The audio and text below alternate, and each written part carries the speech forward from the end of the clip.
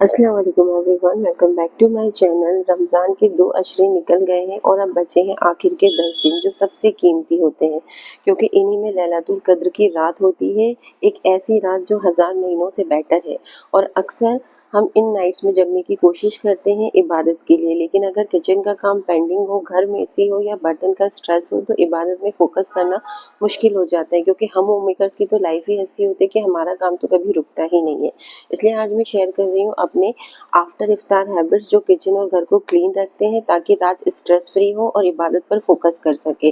और लास्ट वाली हैबिट तो बॉडी को भी रिलैक्स कर देती है, ताकि नेक्स्ट डे भी फ्रेश फील हो। तो चलिए आज का व्लॉग स्टार्ट करते हैं।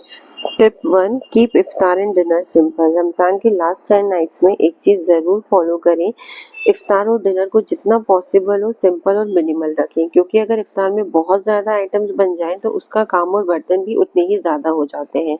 और फिर जब रात में लैलतुल कद्र की तलाश में जगने का वक्त आता है तो बॉडी ऑलरेडी थकी हुई होती है और इबादत करने के लिए हमारे पास एनर्जी ही नहीं रहती। इसलिए सिंपल इफ्तार बनाएं, एनर्जी भी बचती है और टाइम भी। लास्ट 10 डेज में 2 से 3 सिंपल आइटम्स ही रखें जो बहुत इनफ है हमारे इफ्तार के लिए, जैसे डेट्स, फ्रूट चाट, एक फ्राइड आइटम और बिल्कुल सिंपल सा डिनर। हम ऑलरेडी 20 डेज में बहुत कुछ खा चुके हैं, बहुत दिल से चीज़ें बना बना चुके हैं, लेकिन क्योंकि अब हमें दिन के साथ साथ रात में भी बहुत ज़्यादा ज़रूरी है इबादत करना, तो इस टिप को ज़रूर फॉलो करें। इफ्तार और मगरिब की नमाज पढ़ लेने के बाद सबसे पहले मैं चाय बनाने के लिए रख देती हूँ, क्योंकि ऑलमोस्ट हमारे घर में सबकी ही हैबिट है इफ्तार के बाद चाय पीने की। और जब तक मेरी चाय रेडी होती है तब तक मैं किचन का एक क्विक रीसेट स्टार्ट कर देती हूँ। इस क्विक रीसेट में ना सबसे पहले मैं इफ्तार बनाने के बाद जो भी बर्तन बच जाते हैं उसको जो भी सामान बच जाता है उसको छोटे कंटेनर्स में स्टोर कर देती हूँ, चाहे वो कोई बैटर हो या फिर इफ्तार की कोई डिश हो। इससे फ्रिज ऑर्गेनाइज्ड रहता है और फूड वेस्ट नहीं होता है। यहाँ पे जो मैं कंटेनर्स यूज़ करती हूँ ना, मोस्टली फ्रिज में वो ट्रांसपेरेंट यूज़ करती हूँ। ये देखने में भी अच्छे लगते हैं और इजीली हमारे लिए विजिबल होता है कि कौन सी चीज़ किस में रखी है। मैं कोशिश करती हूँ कि चाय बनाने के टाइम में ही ये सारे स्मॉल टास्क कंप्लीट हो जाए, ताकि बाद में किचन क्लीनिंग बहुत ईजी हो जाए।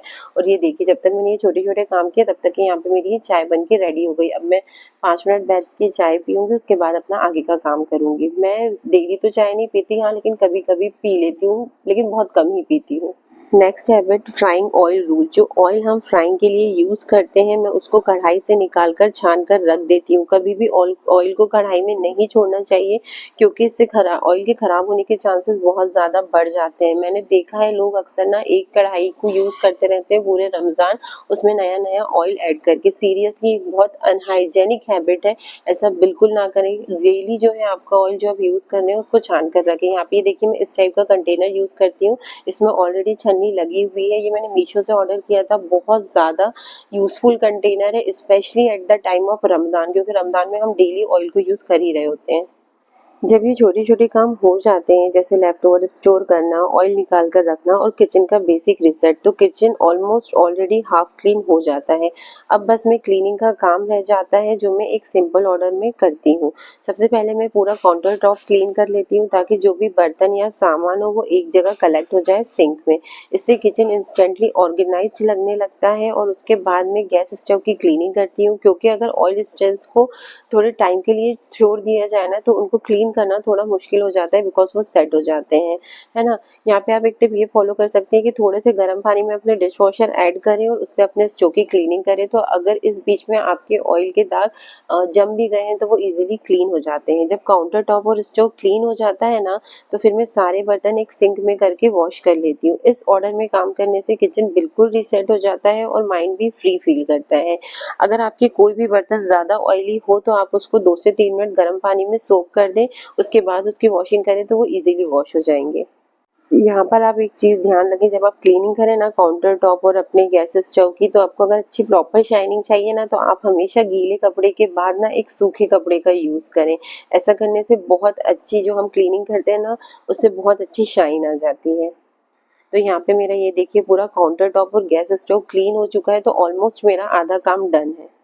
इसके बाद टर्न आती है डिश वॉशिंग रीसेट करने की। मीन्स मेरे सारे बर्तन में एक जगह सिंक में जमा कर देती हूँ ताकि एक ही बार में उनको वॉश किया जा सके, क्योंकि जब बर्तन इधर उधर पड़े होते हैं तो किचन और ज़्यादा मैसी लगता है, लेकिन जब सब बर्तन एक जगह कलेक्ट हो जाते हैं तो क्लीनिंग का काम भी ऑर्गेनाइज लगता है। और एक चीज़ मैं कोशिश करती हूँ कि डिनर के जो बड़े बड़े बर्तन होते हैं ना, जैसे कढ़ाई, कुकर या बड़े बाउल्स, उनको सबसे पहले धो लिया जाए, क्योंकि जब सिंक में बड़े बड़े बर्तन पड़े होते हैं ना तो देखकर ही लगता है कि अभी बहुत सारे बर्तन धोने बाकी है, और माइंड भी थोड़ा स्ट्रेस फील करता है। लेकिन जब वो बड़े बर्तन अगर हम पहले क्लीन कर लेते हैं ना, तो जो छोटे बर्तन होते हैं उनको धोना बहुत ईजी लगने लगता है। और जब बर्तन धुल जाते हैं तो मैं कोशिश करती हूँ कि उनको वापस उनकी जगह पर रख दिया जाए, और अगर ये नहीं करें तो एटलीस्ट उनको नीटली एक जगह पर इकट्ठा जमा कर दिया जाए, ताकि किचन बिल्कुल रीसेट हो जाए। और ऑनेस्टली जब किचन कम्प्लीटली क्लीन हो जाता है ना, तो माइंड को भी एक रिलीफ सिग्नल मिल जाता है कि अब काम खत्म हो गया। इससे एनर्जी भी सेव रहती है और रात को इबादत पर फोकस करना भी बहुत ज़्यादा इजी हो जाता है। मेरे लिए तो सीरियसली इजी हो जाता है, बिकॉज अगर कोई भी काम पेंडिंग रहता है ना तो दिमाग में चलता रहता है अभी ये करना है, ये करना है, ये करना है। इसलिए मैं कोशिश करती हूँ जितना हो सके उतना काम फिनिश कर लूँ, और काम ऐसा करूँ कि मेरा काम ज़्यादा बढ़े ही ना। और यहाँ पर जैसे ही मैं बर्तन वगैरह धोकर फ्री हुई तो दूध भी आ गया था। दूध को मैंने स्लो आंच पे गर्म होने के लिए रख दिया। हमारे यहाँ मोस्टली इफ्तार के बाद ही दूध आता है, और फिर उसके बाद मैंने दूध को गर्म होने रख दिया। जब तक ये गर्म होगा मैं कर लूँगी थोड़ी देर का रेस्ट करना बहुत ज़्यादा ज़रूरी है। इसके बाद में ईशा की नमाज़ और तरावी पढ़ लेती हूँ। कभी मैं तरावी पहले ही पढ़ लेती हूँ, और कभी जब रात में इबादत के लिए जगती हूँ तब मैं तरावी और बाकी नफिल उस वक्त पढ़ना पसंद करती हूँ, क्योंकि रमज़ान की लास्ट 10 नाइट्स में हम लैलातुल क़द्र की तलाश में जगते हैं। इसलिए मैं अपनी इबादत को थोड़ा फ्लेक्सिबल रखना पसंद करती हूँ ताकि ज़्यादा फोकस और सुकून के साथ पढ़ सकूँ।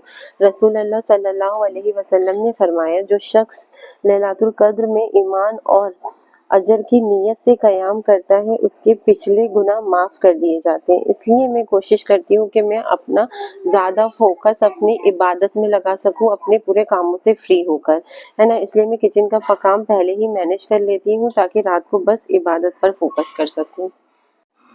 एक चीज़ और मैं फॉलो करती हूँ वो ये है कि रात में एक बार किचन ज़रूर चेक कर लेती हूँ कि कौन सा सामान रिफ़िल करना है, जैसे शक्कर, चाय पत्ती या ऑयल, कोई भी बेसिक आइटम है ना, जो भी चीज़ ख़त्म होने वाली होती है मैं उसी वक्त उसे रिफ़िल कर देती हूँ ताकि सुबह किचन ऑलरेडी रेडी मिले और मॉर्निंग में अननेसेसरी रश ना हो, है ना। अगर रात में ये छोटी छोटी रिफ़िलिंग हो जाए तो सुबह का रूटीन काफ़ी स्मूथ हो जाता है, और रमज़ान में जब एनर्जी लिमिटेड होती है तो ये हैबिट बहुत हेल्प करती है हमारी एनर्जी सेव करने में। ये मैं हर 3 से 4 दिन में करती हूँ। इसके बाद में सिंक में थोड़ा गर्म पानी ज़रूर डाल देती हूँ, क्योंकि रमज़ान में फ्राइड और ऑयली चीज़ें ज़्यादा बनती हैं और ऑयल सिंक पाइप में जम सकता है। इसलिए थोड़ा सा गर्म पानी डाल देने से ऑयल डिज़ोल्व हो जाता है और सिंक ब्लॉकेज के चांसेस कम हो जाते हैं। वीक में एक बार बेकिंग सोडा और गर्म पानी भी मिक्स करके यूज़ कर सकते हैं ताकि हम ये जो ब्लॉकेज है इसको अवॉइड कर सकें। एक हैबिट और है जो टोटली ऑप्शनल है, आप चाहे तो फॉलो करें या ना करें, लेकिन मुझे आदत है इसलिए मैं रमज़ान में भी इसको फॉलो करती हूँ। मैं रात में पूरे घर का एक क्विक डिक्लटर या एक रीसेट राउंड लगा लेती हूँ, जैसे कि कुशन ठीक कर देना, लिविंग एरिया टाइडी कर देना और छोटी छोटी चीज़ें अपनी जगह पर रख देना। इसमें ज़्यादा टाइम नहीं लगता, बस 5 मिनट का क्विक रीसेट होता है, लेकिन ऑनेस्टली ये बहुत हेल्पफुल होता है पूरे घर को क्लीन और मेंटेन रखने के लिए, क्योंकि जब घर थोड़ा ऑर्गेनाइज होता है ना तो माइंड भी ज़्यादा स्ट्रेस फ्री होता है। और वैसे भी घर में जब छोटे छोटे बच्चे होते हैं ना तो वो दिन भर खेलते हैं तो सामान इधर उधर कर देते हैं, फैला देते हैं। इसलिए ये हैबिट रात में क्विक रीसेट करना, चीज़ों को अपनी जगह रख देना, बहुत ज़्यादा हेल्पफुल होती है हमारे घर को क्लीन रखने में। अगर आप चाहें तो सिर्फ मेन एरिया जैसे लिविंग रूम या किचन का ही क्विक रीसेट कर सकते हैं। इसके बाद फाइनली मैं अपने पैरों की थोड़ी मसाज करती हूँ, क्योंकि रमज़ान में पूरा दिन काम और रोज़ा दोनों होते हैं, इसलिए बॉडी को भी थोड़ा रेस्ट देना ज़रूरी है। फिर मैं थोड़ी देर के लिए सो जाती हूँ, तकरीबन 3-4 घंटे की नींद ले लेती हूँ ताकि बॉडी थोड़ी रिफ्रेश हो जाए। फिर तहज्जुद के वक्त उठकर अपनी इबादत स्टार्ट करती हूँ, तहज्जुद, दुआ और ज़िक्र में वक्त स्पेंड करती हूँ, और फिर ये रूटीन सहरी तक कंटिन्यू रहता है और सहरी के बाद फज्र की नमाज तक इबादत का सिलसिला चलता रहता है। रमज़ान का आखिरी अशरा लास्ट 10 डेज़ बहुत कीमती होते हैं, इसलिए कोशिश करें कि किचन सिंपल रखें और घर का स्ट्रेस कम हो। उम्मीद करती हूँ आज का व्लॉग आपको पसंद आया होगा। अगर वीडियो अच्छा लगा हो तो लाइक ज़रूर करें और चैनल पे नए हैं तो सब्सक्राइब भी कर लें और कमेंट्स में ज़रूर बताएं इफ्तार के बाद आपकी कौन सी हैबिट किचन को क्लीन रखने में सबसे ज़्यादा हेल्प करती है। मिलते हैं नेक्स्ट व्लॉग में। अल्लाह हाफिज़, टेक केयर, दुआओं में याद रखें, अपना बहुत ख्याल रखें।